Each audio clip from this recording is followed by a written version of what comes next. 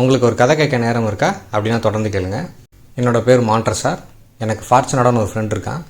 அவன் என்னை அப்பப்போ காயப்படுத்திக்கிட்டே இருக்கான், அப்பப்போ அசிங்கப்படுத்திகிட்டே இருக்கான். நான் யார் அப்படின்னா, ஃப்ரான்ஸில் உள்ள ஒரு மிகப்பெரிய செல்வந்தர் குடும்பத்தை சேர்ந்தவன். பல நூறாண்டுகளாக நாங்கள் மிகப்பெரிய பணக்காரங்களாக இருக்கோம். என்னோடய ஒர்த்து தெரியாமல், மான்ட்ரஸார் யார் அப்படின்னு தெரியாமல் என்னை டீஸ் பண்ணுறதும் என்னை அவமானப்படுத்துறதுமே இந்த ஃபார்ச்சுனோட வேலையாக வச்சுருக்கான்.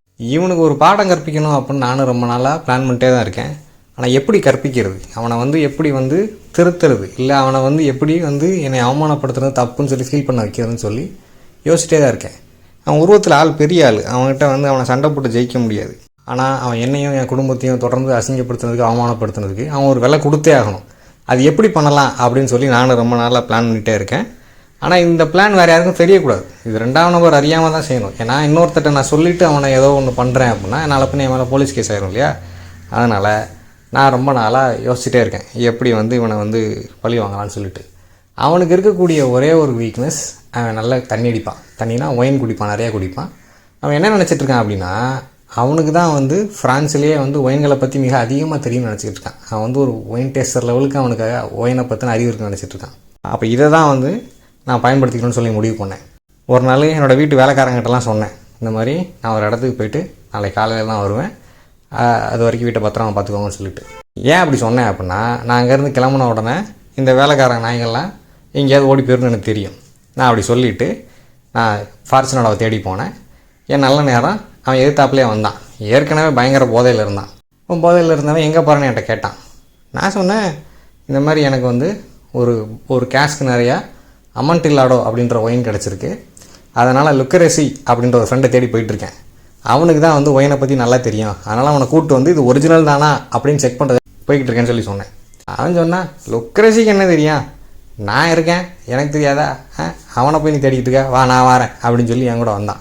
நான் எவ்வளோ தடுத்து பார்த்தேன் முதல்ல, இல்லை வேண்டாம், ஆனால் நீ ஏற்கனவே போதையில் இருக்க, இனி இதை குடித்து நீ பார்க்க வேண்டாம், நீ வீட்டுக்கு போ, நான் அவனே போய் கூப்பிட்றேன்னு சொன்னேன். இல்லை அவன் வந்தே தீர்வுன்னு என் கூட வந்தான். வந்துட்டு என்னோடய அரண்மனைக்கு கீழே பாதாள அறை ஒன்று இருக்குது, அங்கே தான் ஒயின்களெல்லாம் நாங்கள் வச்சுருக்கோம். அங்கே அவனை கூப்பிட்டு போனேன். நீ வா அப்படின்னு சொல்லிட்டு தீப்பந்தத்தை எடுத்துக்கிட்டு நாங்கள் கீழே வழியாக இறங்கி போனோம். அந்த படி இறங்கி போகும்போது கீழே கடைசி படியிலே அது பயங்கர ஈரப்பதமாக இருக்குது. நான் அவன்கிட்ட கிளம்பும்போதே சொன்னேன், இங்கே பயங்கர குளிராக இருக்கும், ஈரப்பதமாக இருக்கும், இன்றைக்கி வேண்டாம் இன்னொரு நாள் பார்ப்போன்ட்டு. அவன் கேட்காம கூடயே வந்துட்டான். என் கையை பிடிச்சி இழுத்துட்டு வந்தான். ஆக்சுவலாக கீழே போகும்போது கொஞ்சம் தூரம் போனோன்னே கொஞ்சம் எலும்புகள்லாம் கிடந்துச்சு, மனித எலும்புகள்.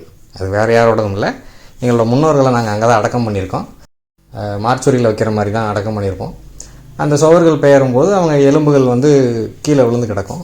அவன் அதை பார்த்து இதை கேட்டான், இது என்ன அப்படின்னு சொல்லிட்டு. இது என்னோடய முன்னோரோட எலும்புகள், நீ பார்த்து வா அப்படின்னு சொல்லி நான் கூப்பிட்டு போனேன். தொடர்ந்து உள்ளே எவ்வளோ தூரம் போக முடியும் போயிட்டே இருக்கும்போது அங்கே அவனுக்கு அப்போதைக்கு அவனை மேலும் குடிக்க வைக்கிறதுக்காக மெடாக் அப்படின்னு சொல்லி ஒரு ஒயின் இருந்துச்சு. அதை எடுத்து ஓப்பன் பண்ணி அவனுக்கு கொடுத்தேன். அவன் அதை குடிச்சிக்கிட்டே வந்தான். இப்படி நாங்கள் கிட்டத்தட்ட நதி, எங்கள் வீடு நதி கரையில் தான் வந்திருக்கு. நதிக்கு கீழே உள்ள அந்த பகுதிக்கு போயிட்டோம். அங்கே போய் நிற்கும்போது அந்த நதி தண்ணீர் ஊற்றாக அந்த பாதாள அறைக்கு இறங்கி வரும். அங்கே வரைக்கும் அவனை கூப்பிட்டு போயிட்டேன். அவன் மெடாக்கை குடிச்சு காலி பண்ணிட்டான். அதுக்குள்ளே கிட்டத்தட்ட அது ஒரு ரகசியமான கல்லறைன்னு தான் சொல்லணும். அங்கே நிறைய எலும்புகள் குவிஞ்சு கிடந்துச்சு. அதுக்கு நடுவில் இருந்து த கிரேவ் அப்படின்ற கல்லறைன்னு அர்த்தம் தரக்கூடிய ஒரு ஒயின், அதை எடுத்து கொடுத்தேன். அவன் அதை குடிச்சிட்டே வந்தான். நதி படுகை அதுக்கு கீழே உள்ள அந்த பாதை வழியாக தாண்டி போகும்போது நான் அவன்கிட்ட சொன்னேன், இங்கே கை வச்சு பாரு, மேலே உனக்கு நதி ஓடுறது தெரியும் அப்படின்னு சொல்லி சொன்னேன். அவனும் வந்துகிட்டே இருந்தான். அவன் கேட்டான், அப்பப்போ கேட்டான், அந்த அமன்டில்லோட நீ எங்கே தான் வச்சுருக்கேன்னு சொல்லிட்டு. அது இருக்கிறதுலே சேஃபான பத்திரமான இடத்துல வச்சுருக்கேன், நீ வான்னு சொல்லி அவனை கூப்பிட்டு போனேன். அங்கே கடைசியாக கூப்பிட்டு போன இடத்துல ஒரு பக்கம் எங்கள் 2 பேர் உயரத்துக்கு எலும்புகள், மனித எலும்புகள் குவிஞ்சு கிடந்துச்சு. அதுக்கு எதிர்ப்புறத்தில் சுவத்தில் 3 அடி அகலத்தில் 6-7 அடி உயரத்தில் ஒரு வால்ட் மாதிரி, ஒரு பீரோ மாதிரி ஒரு இடம் இருந்துச்சு. அவனை அதுக்குள்ளே ஏறி நிற்க சொன்னேன். ஏறி நின்று இங்கே எப்படி இருக்குது, இந்த இடம் எப்படி இருக்குன்னு ஃபீல் பண்ணி பாரு. அவனுக்கு அந்த பாதாள ரொம்ப நேரம் இருந்தனால குளிரில் அவன் ஆல்ரெடி நடுங்க ஆரம்பிச்சிட்டான்.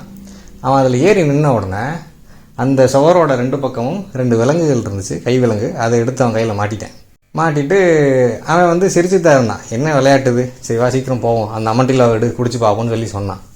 அவன் பேசிகிட்டே இருக்கும்போது நான் அப்படியே செங்கலெல்லாம் எடுத்து அடுக்க ஆரம்பிச்சிட்டேன். அவன் கேட்டான், மாண்டர் சார் என்ன விளையாட்டுக்கான நேரம் ஆகுது, வா வீட்டுக்கு போகணும். நான் எவ்வளவோ சொன்னேன், நீ தான் கேட்காம என் கூட வந்துட்டே இருந்தேன். நான் அவன்கிட்ட சொன்னேன், இவ்வளோ தூரம் வந்துட்டு இப்போ திரும்ப போகிறேன்னா என்ன அர்த்தம்? போறியா நீ அப்படின்னு சொல்லி கேட்டேன். போகிறேன்னு சொன்னான். ஆனால் அதெல்லாம் நான் கேட்கல. நான் அப்படியே கல்லெல்லாம் எடுத்து வச்சு மூடி அவனை அங்கேயே விட்டுட்டு வந்தேன். கிட்டத்தட்ட 50 வருஷம் ஆச்சு. அவனோட ஆத்மா சாந்தி அடையட்டும். நண்பர்களுக்கு வணக்கம். இந்த கதையோட பேர் த காஸ்க் ஆஃப் அமன்டில்லாடோ. எழுதுனது பேர் எட்கர் ஆலன் போ. இவ்வளோ நேரம் பொறுமையாக கேட்டதுக்கு நன்றி.